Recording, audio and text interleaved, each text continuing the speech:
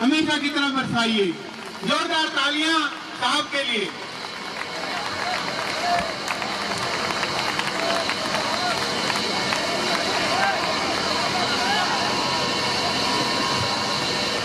हमारे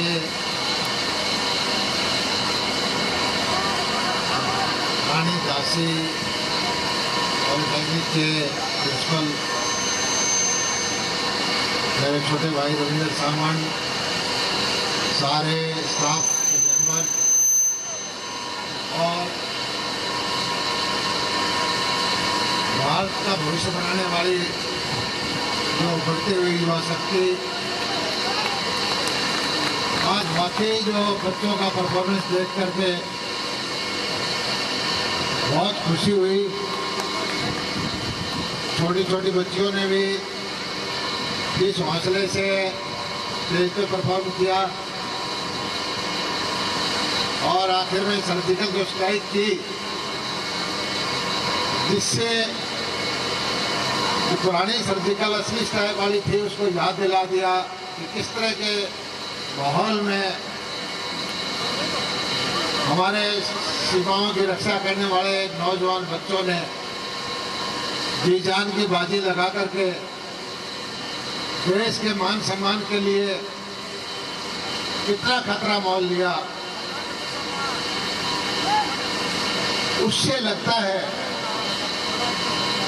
कि आने वाला जो वक्त है दुनिया के अंदर हमारा है, भारतवर्ष का है, क्योंकि दुनिया के अंदर सबसे ज्यादा नौजवान हमारे देश में हैं। शिक्षा का प्रचार प्रसार खूब हो रहा है और हर दिशा में देश प्रगति कर रहा है। और आजकल छोटे छोटे बच्चों का जो मनोबल, जो स्टेज परफॉर्मेंस देख के आश्चर्य जो हो जाता है। मैं तो आपको सच बताता हूं कि हमारे वक्त में ना तो स्टेज होती थी, ना बिजली होती थी, परफॉर्मेंस के नाम पर हमें कुछ पता ही नहीं होता था और कॉन्फिडेंस भी नहीं होता था हमें। लेकिन आज लोहारू के इस पॉलिटेक्निक में आके और आप लोगों का परफॉर्मेंस देख करके मुझे पूरा भरोसा हो गया है कि दुनिया के अंदर अब भारतवर्ष का डंका बजने वाला है। भारत को कोई रोक नहीं सकता। सौभाग्य से मैंने बहुत सारे देशों की यात्रा की है, यूरोप, अमेरिका, कनाडा, ऑस्ट्रेलिया, और वहां के लोगों को भी देखा है। और मैं दावा करता हूं कि हमारा आम भारतीय बच्चा वहां के लोगों से ज्यादा बुद्धिमान है, ज्यादा मेहनती है। हमारे अंदर कमी थी तो सिर्फ एक चीज की थी, मनोबल की, आत्मबल की। और आज हमारे बच्चों का जो मनोबल है वो 7वें आसमान पे है। आज दुनिया में हम कुछ भी कर सकते हैं। दुनिया को हमें रास्ता दिखाने की जरूरत है। आपने देखा होगा कि नरेंद्र मोदी जी के नेतृत्व में 2014 के बाद जो सरकार आई है, कितने कीर्तिमान स्थापित किए हैं। चाहे वो सर्जिकल स्ट्राइक का मुद्दा हो, सेना को वन रैंक पेंशन देने का मुद्दा हो, कश्मीर में धारा 370 समाप्त करने का मुद्दा हो, और अब आप पढ़े लिखे बच्चे हो। दुनिया में एक तरह से विश्व युद्ध की तरफ चल रहा था। एक तरफ रसिया, एक तरफ अमेरिका, और सारी महाशक्तियां अपने अपने ब्लॉक में खींचने की कोशिश कर रही थी। और सारी दुनिया देख रही थी कि भारत का रवैया अब क्या होगा। और जिस आत्मबल से, जिस शक्ति से भारत ने अपनी ताकत दिखाई है, अमेरिका को भी आंख दिखाई है, दूसरे देशों को भी कहा है कि हमने वो फैसला लेना है जिसमें भारत का भविष्य देखना है, भारत का भला देखना है। हम अमेरिका के दबाव में नहीं, हम दूसरी ताकतों के दबाव में नहीं। मुझे एक चीज, घटना देख के एक चीज याद आती है। 1971 में भारत की सेनाओं ने, भारत के सूरवीरों ने पाकिस्तान के 2 टुकड़े कर दिए थे। 1 लाख से ज्यादा कैदी थे पाकिस्तान के सैनिक। और उस वक्त अगर हमारे यहाँ की शक्तियां दबाव में नहीं आती अंतर्राष्ट्रीय, तो उस वक्त हम कुछ भी ले सकते थे, कश्मीर भी ले सकते थे, लाहौर भी ले सकते थे उन 1 लाख आदमियों के छोड़ने के बदले में। लेकिन कहीं न कहीं उस वक्त की जो हमारे हुक्मरान थे उनसे कमजोरी उन्होंने दिखाई है।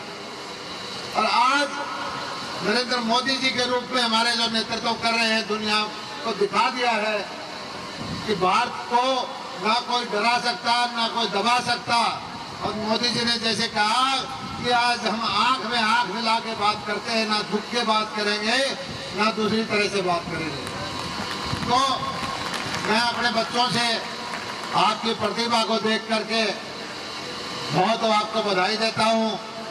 और इस पॉलिटेक्निक में आने का मुझे पहली बार सौभाग्य प्राप्त हुआ है ऑफिशियली। ये सही है कि कभी इसकी शुरुआत हुई थी तब मैं आया था, और यहाँ का इंफ्रास्ट्रक्चर देख करके, यहाँ के बच्चों का मनोबल देख के मुझे पूरा भरोसा है कि आप लोग जिंदगी में खूब तरक्की करोगे। और आप लोगों से मैं कनेक्ट करता हूँ। मैंने भी अपनी पढ़ाई पॉलिटेक्निक से शुरू की थी।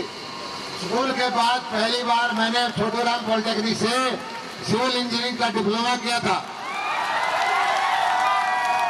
उसके बाद मैं सोचता रहा ये तो ग्रेजुएशन नहीं हुई, डिप्लोमा करते करते मैंने कि भाई इसको डिग्री तो मांगते नहीं, प्राइवेटली वो मध्य प्रदेश बोर्ड से भी वो 12वीं की साइंस पास की, पंजाब यूनिवर्सिटी से ग्रेजुएशन पास की, AMI क्या 1-2 पेपर छोड़ के वो भी पास किया।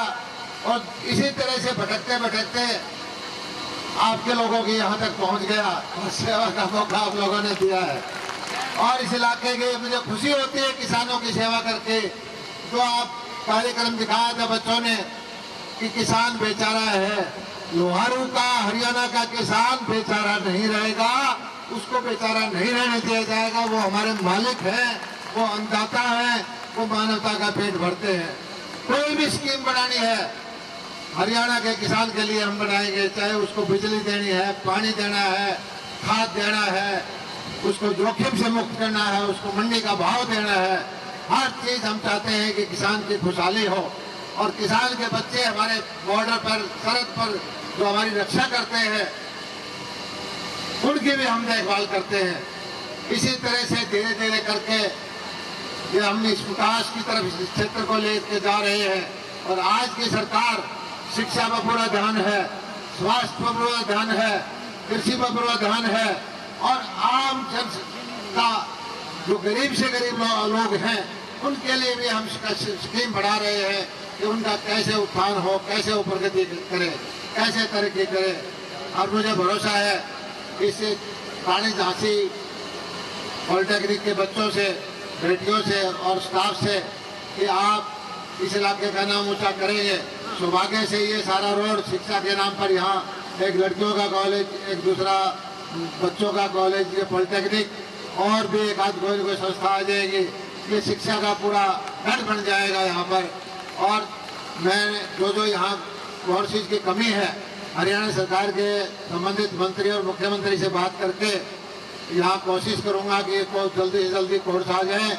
और छोटी सी बात ये मांग की है प्रिंसिपल साहिबा ने कि ये टिब्बे हटवा दो और गड्ढे भरवा दो। ये काम में पहले ही लगा हुआ हूँ, लोहारू के टिब्बे हटाना और गड्ढे भरने में लगा हुआ हूँ भाई। हरियाली देखना चाहता हूँ और इस पॉलिटेक्निक को भी मैं फूलों से भरा देखना चाहता हूँ। इन बच्चों के चेहरे पे भी फूलों जैसी खुशी हो और फूलों से इलाका भरा हुआ हो। इसके लिए जो आपको पैसा खर्चा होगा मेरी ग्रांट से या सरकार से, जहाँ से भी जो मिलेगा मैं आपको दूंगा। आप खुले हाथ से मेरे से मांग सकते हो। और एक मेरा विचार आया कि ये बच्चे अपने प्रदर्शन को यहाँ 45 डिग्री 44 डिग्री में कर रहे हैं, लोहारू में क्यों ना तीनों कॉलेज का इंस्टीट्यूट मिला के एक इंडोर हॉल भी होना चाहिए एयर कंडीशन का, जिसमें इसके बारे में मैं मुख्यमंत्री से बात करूंगा। मेरे दिमाग में आइडियाज आते रहते हैं हमेशा, आप मांगने की जरूरत नहीं है।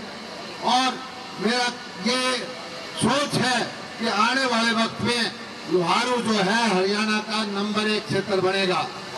धीरे धीरे करके के हिसार का अंतर्राष्ट्रीय हवाई अड्डा बन रहा है, MRO बनेगा, यहाँ हजारों करोड़ की इन्वेस्टमेंट आएगी। हिसार में बड़े बड़े कारखाने आएंगे और उन कारखानों को आखिर में घूमते घूमते लोहारू, सिवानी और बहल में आना पड़ेगा। इसकी मेरे दिमाग में पूरी परिकल्पना है और स्कीमें हम ऐसी बनवा रहे हैं कि D ब्लॉक और C ब्लॉक है। मुख्यमंत्री जी से बात करके कि जो सब्सिडी देनी है, जो इंसेंटिव देना है, जो बिजली की छूट देनी है, जो टैक्स की छूट देनी है, ऐसी स्कीम बनाओ कि घूम फिर के आदमी सिवानी लोहारू में आ जाए। तो और यहाँ आएगा, यहाँ सारी चीजों की प्रावधान हम करेंगे। बच्चों से मेरी एक प्रार्थना है, मनोबल रखें भाई, आप लोग भाग्यशाली हो। आप लोग उस वक्त में पैदा हुए जो देश का प्रधानमंत्री नरेंद्र मोदी है। आप लोग उस वक्त में पैदा हुए जहां हमारे सैनिक सर्जिकल स्ट्राइक करके दुश्मन को बिल्कुल उसके घर में मार के आते हैं। आप लोग उस दौर में पैदा हुए हो जब दुनिया को आपकी जरूरत है, नौजवान पीढ़ी की सारी दुनिया को जरूरत है। सारा यूरोप, सारा अमेरिका, सारा कनाडा बूढ़ा हो चुका है, इन जवानों की उनको जरूरत है। आप लोग मेहनत करो, आगे बढ़ो, शिक्षित हो और संयम रखो, धैर्य रखो और हौसला रखो। मैं तो एक चीज कहता हूँ कि आप लोगों को किसी चीज की कमी नहीं होनी चाहिए। आज इंटरनेट का जमाना है, आज आपके पास सारी चीजें हैं। हमारे पद्धतिक्रम में सही मुझे मानने में कोई दिक्कत नहीं होती कि हमारे अंदर वो कॉन्फिडेंस इसका भी नहीं था, हमारे अंदर ये कॉन्फिडेंस ये भी नहीं था कि हम भी समाज में कुछ करके दिखा सकते हैं। लेकिन आप जैसे परिवार से, आप जैसे परिवेश से और इस लोकतंत्र की वजह से जो मुझे मौका मिल सकता है कि मैं एक हरियाणा जैसे प्रदेश का बहुत इम्पोर्टेंट महकमे का मंत्री बनकर किसानों की सेवा कर सकता हूँ, तो कोई भी लक्ष्य आपके लिए छोटा नहीं होना चाहिए। कोई चीज ऐसी नहीं हो सकती जो आपको अचीव ना कर सके। लक्ष्य ऊपर रखो, अपने ऊपर भरोसा रखो, आगे बढ़ो और ये दुनिया, वो कहते हैं कि दुनिया आपकी मुट्ठी में होगी। इस तरह की सोच समझ के रखे आप आगे चलिए। मैं आप लोगों को पूरा आपको विश्वास देता हूं कि यहाँ जो भी जरूरत होगी लोहारू के इस पॉलिटेक्निक में, वो मैं जरूरतें पूरी करूंगा और सरकार से जो सहायता होगी वो मिलेगी। इंफ्रास्ट्रक्चर बढ़िया से बढ़िया बनेगा और जो ये बच्चे जो हैं इनको अलग से 1 लाख रुपए जो परफॉर्मेंस है इनको बांट के दे देना, मैं भिजवा दूंगा आपको। और जो खर्चा आपका लगेगा डिब्बे हटवाने का या गड्ढे भरवाने का, वो मेरी वैसे भी जिम्मेदारी है। आपका बहुत बहुत धन्यवाद। मुझे पता है कि बच्चे सोचते हैं कि बीच में कड़ी बिगाड़ कहाँ से आ गया, असली ध्यान आपका उधर स्टेज की तरफ है, वहीं आप देना चाहते हो।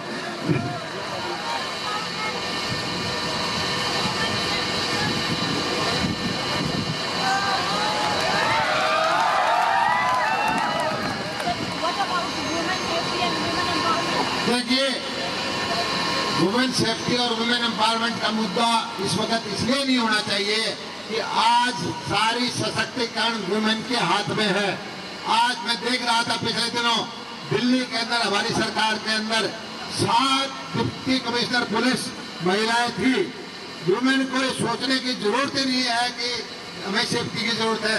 आज हमारे यहाँ सारी ताकतें महिलाओं के हाथ में है और यह सरकार बेटी बचाओ बेटी पढ़ाओ का लक्ष्य लेकर हम चल रहे हैं और कोई भेदभाव हम नहीं करते। बेटियों के लिए आज समाज के अंदर भी मैं तो एक चीज कहता हूँ, जो हमारे अंदर दुर्भावना थी, बेटियों को बोझ मानते थे, आज हमारे यहाँ गांव के बच्चे, गांव के बुजुर्ग, गांव के भाई आज बेटियों को पूरा पढ़ाई लिखाई करवा रहे हैं, बेटियों को पूरा सम्मान दे रहे हैं। और ये भी लोगों को समझ में आ गया है कि बेटियों के बगैर समाज नहीं चल सकता। आज हमारे यहाँ बच्चों, जो लड़के पढ़े लिखे हैं, जो सेक्स रेशो कम हो गया, एक समस्या आ गई और बेटियों को तो ढूंढते फिर रहे। फालतू तो इस वक्त ये बेटे हो गए जो बैठे हैं। वुमेन का पूरा मान सम्मान है, वुमेन की पूरी इज्जत है, सरकार का पूरा ध्यान है। कोई भी स्कीम होगी कहीं से भी महिला सशक्तिकरण के लिए वो हरियाणा सरकार, मोदी सरकार लागू करेगी और आने वाले वक्त के अंदर बगैर किसी कुछ भेदभाव के महिलाओं को हमने, और चीज तो छोड़िए, जो सर्जिकल स्ट्राइक करने वाले बेल थे वहां पर भी अपने महिलाओं को एयरफोर्स के अंदर, डिफेंस के अंदर और अब तो जो कमीशन मिलता है उसमें भी हमने उनके लिए ओपन कर दिया है। कोई ऐसा फील्ड नहीं है जहाँ महिलाओं के लिए पाबंदी हो। सेना के अंदर, पुलिस के अंदर, बाकी जगह शिक्षा और स्वास्थ्य और इन चीज़ों में तो थे ही थे। तो मैं एक चीज़ कहता हूँ कि भाव मेरी बेटी को, मेरी बहन के अंदर आना ही नहीं चाहिए कि कोई सेफ्टी हमारे लिए इशू होगा या हमारे कोई सशक्तिकरण का कोई नया चीज़ होगी। सबसे पहला जो अधिकार है वो बहनों को और बेटियों को मिलेगा। इसके बारे में सरकार पूरा दृढ़ संकल्प है। आपका बहुत बहुत शुक्रिया, धन्यवाद, जय हिंद।